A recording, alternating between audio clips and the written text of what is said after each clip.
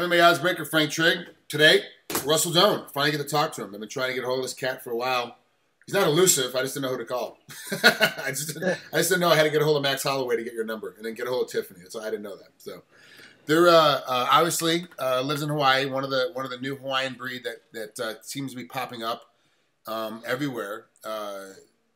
Doing a great job. Like, you've been just kind of, since you came to the UFC, you're 2-0 in the UFC right now. Had a little hiccup back in PXC back in 2013, but on a 3-fight win streak right now. Got Iuri Alcantara coming up here on September 13th down in Brazil. Obviously, he's a hometown hero. You're coming in as an underdog, but doesn't ever really seem to bother Hawaiians as a whole being the underdog when it comes to fighting.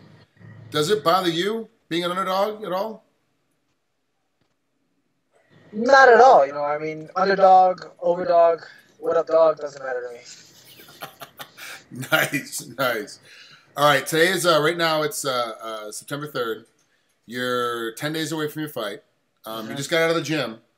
Explain to me what your practice is going to be like for the next 10 days. Like, how are things going to be going? Because now it's basically weight cutting and trying to keep skills sharp, but what are you going to do? It's mostly drilling, mostly, just fine-tuning everything, fine-tuning the game plan. We work it by minutes. First minute, what we're going to do. Second minute, what we're going to do.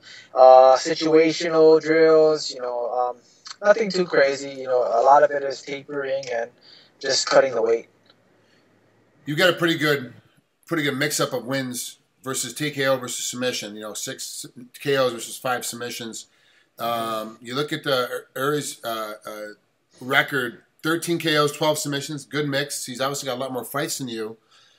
But how do you think this fight's going to pan out? Is it going to be more of a stand-up brawl, or do you think it's going to be more of a ground game? I know his stand-up is super good. He's humongous. He's good Muay Thai. He's a little wild, so, I see myself as being a little bit faster on the feet. The ground, of course, we want to mix it up with the ground, too. You can't exactly stand in front of this guy. That's for sure. But, he's jiu-jitsu black belt, just like all the other Brazilians, Are you, it says you're 5'6". Are you really 5'6", or is that a typo? Because they have me sometimes at 5'6" and 5'5", and I'm 5'10", so. On a good day, 5'7". On Okay. a bad day, 5'6". It depends if I'm wearing my heels, too. You know what? I gotta be honest with you. I've been wearing 6-inch pumps. It makes me a lot taller. It really does. Uri comes in at 5'9", but you're both fighting at the same weight class. That's a huge height advantage for your size. Now, if one guy's 6'3" and one guy's 6 foot, that's not that much of a difference. But when you're 5'6", 5'7", versus a guy that's 5'9", 5'10", that's a big height advantage. I was always a short guy in my weight class. Are you always the short guy in your weight class? Is 5'9" typical for 135 pounds, or is it, is he the odd guy out where he's the super tall guy? No, there's actually a bunch of tall bantamweights. I remember before I got in the UFC, everybody be like, "You fight at 135, you're huge," and now it's like, these guys are huge, man. I think the tallest guy I fought was 5'11". Yeah. They just, how do you make the weight? How does that even work for them? I'm not sure. I couldn't tell you. Like, I don't know how it's a different game now. The people are changed up their process of what they're doing younger. They're not lifting so many heavyweights. They're lifting more athletic, and so as a result, when they get older, they're still smaller frames, so they're able to make those lighter weight classes, even though they are so much taller. I want to go back to the Marcus Brimage fight just for a second. You win that fight, but a split decision. Mario Yamazaki was the ref. He'll probably be the ref down in Brazil. He'll be at least one of the refs down in Brazil, obviously, because he speaks Portuguese and he is Brazilian, so it helps out quite a bit having him on the card. What do you think you could have done differently to change that fight so all the judges thought you won as opposed to just 2 out of the 3? I think, for one, we expected a different Marcus Brimage. If you watch his previous fights, he springs forward with, 6-punch combinations, and we were ready for that. That's something we planned for. That's one thing. Another thing, I just got off of a surgery on my knee. I couldn't train. As soon as I got the clearance, I called my manager. I said, "Get me a fight."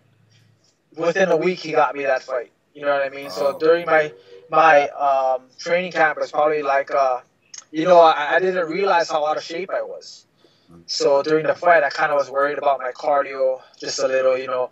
I was thinking like I couldn't explode the way I usually do because it would gas me out. And it's just one of those things, and you really don't want to gas out against a guy like Marcus Brendish. So it did work out the way it worked out. If I could have done anything differently, I would have probably let go a little more. That's for sure. Are you gonna? Is that your game plan right from the beginning with Alcantara? Is to go ahead and let go right away and not take that because it seemed like with Marcus you had kind of a feeling out period. Like you said, you felt like you were out of shape, so the feeling out period lasts a lot longer than it normally does in your fights. But you tend to have like a little feeling out period as you're trying to get warmed up. Are you gonna try and come out of the box hot right away on this one? I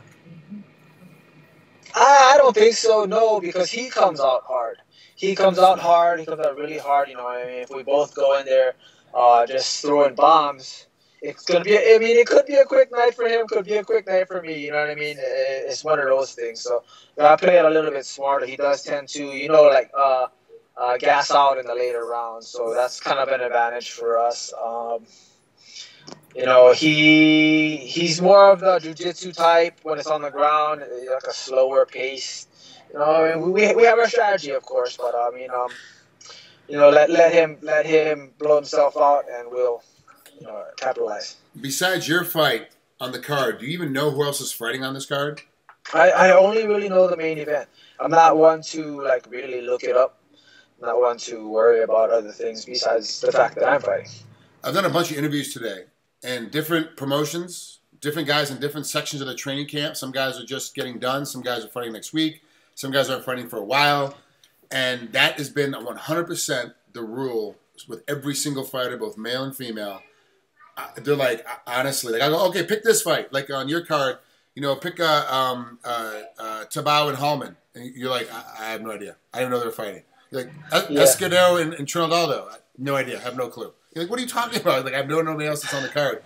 Like, I guess, I didn't know anybody else either. I knew my fight, maybe one fight after it. Like, I would know my fight in the main event, but that'd be it. That's all I would know. I wouldn't know anything else. That's pretty sure it is, but it's funny because, any of the other UFCs, you'll be like, you know what I mean? Like, the UFC coming up this weekend.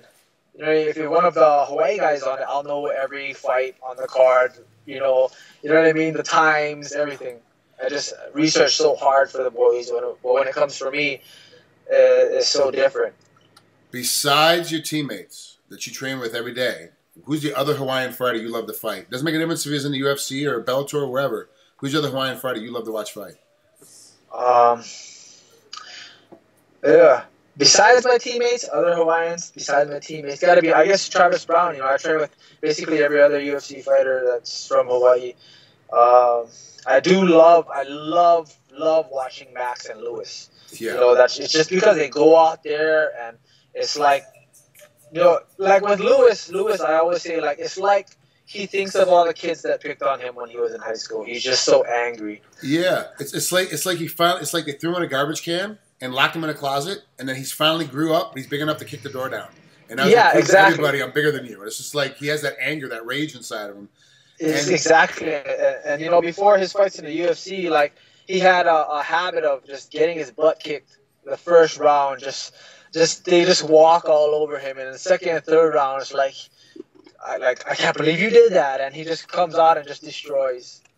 Do you know if he was picked on when he was a kid? Do you know if he was for sure as a little kid? Because you get that sense. Like when you watch him, if you don't know him, you get that sense, but you're never really sure. I can almost guarantee it because even today, like he's like all of our little brother. Yeah. He's kind of young in the mind. He says stupid things, does stupid things, and we let him know how stupid it is. That's good though, because he's definitely coming up into his own. He's definitely shows it every time he fights. So it's obviously whatever's going on over there. How you guys are picking on him, it's definitely working. He must just be careful. He doesn't get so mad at you that he forgets to just practice. He comes and dumps it on you. Yeah, no, I mean we do have fun. Like I said, he's especially like with me and him. Lewis is like my little brother. Yeah. As much as I beat him up and pick on him, you know what I mean. I have all the love in the world for him, and I hope everything goes good for him. It's one of those things. Yeah. No, I get it.